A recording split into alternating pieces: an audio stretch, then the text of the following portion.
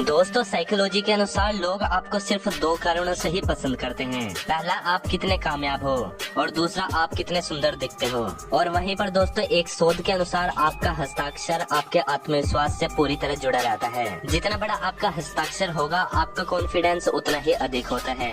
तो दोस्तों क्या आप ऐसी साइकोलॉजी सीखना चाहते हो जो आपके जीवन में हर एक कदम पर आपके काम आने वाली है। जैसे जैसे आप वीडियो में आगे बढ़ते जाओगे गारंटी है आप कहोगे कि यह तो हमारी रियल लाइफ में होता है। आप जो बोल रहे हो बहस के लिए सुनने के लिए अच्छा है, लेकिन प्रैक्टिकल नहीं है। बिल्कुल प्रैक्टिकल है। तो आइए जानते हैं फैक्ट नंबर 1। दोस्तों आप सभी बाजार तो जाते ही होंगे और वहाँ पर दुकान से शॉपिंग भी करते होंगे। तो आप दुकानदार से किसी भी चीज के रेट कैसे कम करा सकते हो, आइए समझते हैं। मान लीजिए कि आप एक कपड़े की दुकान में गए और वहाँ पर आपने एक जींस देखी और वह जींस है 5,000 रूपए की। अगर आप उस जींस के रेट कम कराना चाहते हो तो दुकानदार से ये शब्द बोलिए, दोस्त ये आपकी जींस है तो बहुत अच्छी, मुझे ये जींस देखते ही पसंद आ गई थी, पर इसका रेट तो 5,000 रूपए है। अगर इसका रेट 3,000 रूपए होता तो मैं इसे पक्का खरीद लेता। दोस्तों इससे क्या होगा कि दुकानदार साइकोलॉजिकल प्रभाव के कारण आपसे आत्मिक रूप से जुड़ जाएगा और वो सोचेगा कि आपके पास 3,000 रूपए ही होंगे। और दोस्तों अगर दुकानदार को 3,000 रूपए में जींस को बेचकर कुछ थोड़ा भी मुनाफा होगा तो वो आपको उस जींस को 3,000 रूपए में ही दे देगा। दोस्तों कभी इस फैक्ट को ट्राई करके जरूर देखेगा।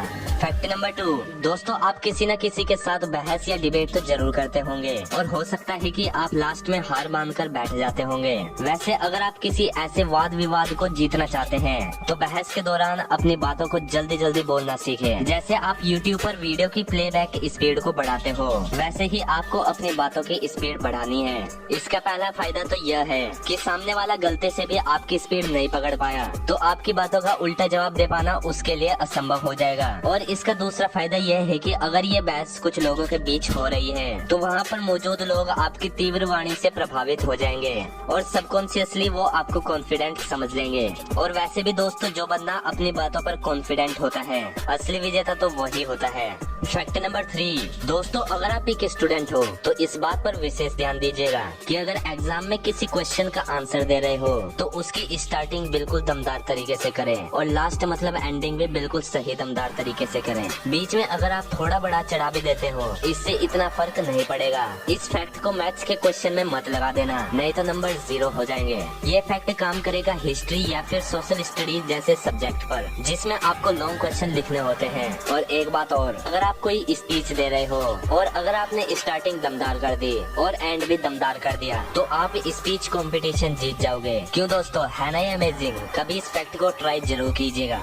Fact number 4। दोस्तों अगर आपका अपनी पत्नी, मम्मी पापा, दोस्त या फिर भाई बहन किसी से भी आर्गुमेंट हो गया है, मतलब कि विवाद, झगड़ा, बहस, आप इसे कुछ भी कह सकते हो और उसमें आपका पॉइंट कमजोर है तो इस कंडीशन में आपके पास 3 ऑप्शन है। या तो आप बंदर बनकर सुनते रहो या फिर सॉरी सॉरी बोलते रहो और एक तरीका और भी है जिससे आप सॉरी बोले बगैर झगड़े को खत्म कर सकते हो, वो आपको किसी ने नहीं बताया होगा। और दोस्तों अगर ये आर्ग्यूमेंट आपकी पत्नी के साथ हो रहा है तो वो तीसरा तरीका यह है कि आप अपनी पत्नी को बोलो, यार आपने ये साड़ी आज कितने दिन बाद पहनी है, ये तो बहुत ही गजब लग रही है, बस झगड़ा खत्म। बाकी आप लोग समझदार हो। यही तरीका दोस्तों के साथ भी चलता है। जैसे किसी बात को लेकर आपका दोस्त आपको सुना रहा है तो उसे बोलो कि यार आपने उस दिन उस आदमी के साथ क्या बहस की थी, उसकी तो आपने बोलती ही बंद कर दी। बस इतना सुनते ही वो सारे झगड़े भुला देगा। बस आपका कहने का तरीका सही और प्रभावी होना चाहिए। दोस्तों अगर आपकी आर्गुमेंट मम्मी पापा, भाई बहन, पति या दोस्त इनमें से किसी के साथ भी होती है